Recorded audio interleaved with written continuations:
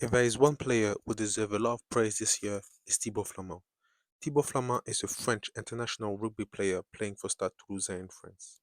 Able to play second row and back row, is quite a player, but unlike someone like Woki, who's been through some of the best academies and had a successful time in France's youth teams, Flament's journey was a bit more exotic and unusual, to say the least. Careful, transitions are going to be as quick as Scotland's chances to win a Grand Slam. He grew up in Belgium. He was born tall, measuring 2 meters at the age of 18, and you will think he would already play as a second row. Wrong. He was playing as a fly half until he came down for educational reasons to the country that made rugby, England. He went to Loughborough University, which is known for nothing else but for their amazing university with some of the best sporting infrastructure, and made a move to second row. Then went to Argentina for a year and played rugby there.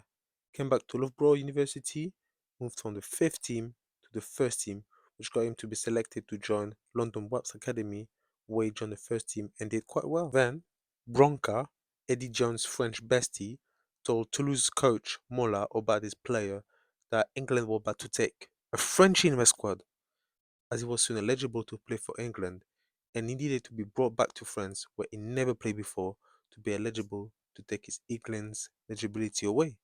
Such a talent at second row is rare, and France, despite having many quality players at different positions, do struggle to have many quality players in second row. This was an opportunity not to miss, so he landed in Toulouse. Flamand uses his height well in the lineouts, tackles a lot, and runs a lot. Capable of playing in 4 or 5 or even back row, he kind of is like Peter Steve Dutoit, for which I think they are very similar in this regard. His past as a fly-off paid off, as he has some very good hands, which makes him fit with both his club's and France's style of play. Physically, as a second row, he also does the job nicely when it comes to the unseen tasks. He's very tall and weighs 115 kg. He got the physique to impose some physical damage. He's quite fast and endurant. He fits the style that Toulouse and France want from their front five players. Now, as we speak, and I've finished this video and you are probably watch it, he's a confirmed professional player and won quite a bit of trophies. The fact that he came to professional rugby quite late meant that he had some catching up to do, but he's progressing so quick that he managed to clear off some of his weaknesses and he can only continue to get any better. In 2022, for the Six Nations, he did lose his place in the starting 15 for France in favour of Woki, but still a vital part of their 23 men squad due to the qualities and positions that he can play in.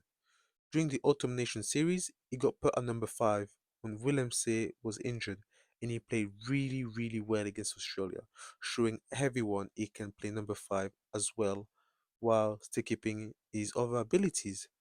But this year's Six Nations is where he showed us how amazing he really is, stacking up some incredible performances. France's best forward for sure during the Six Nations.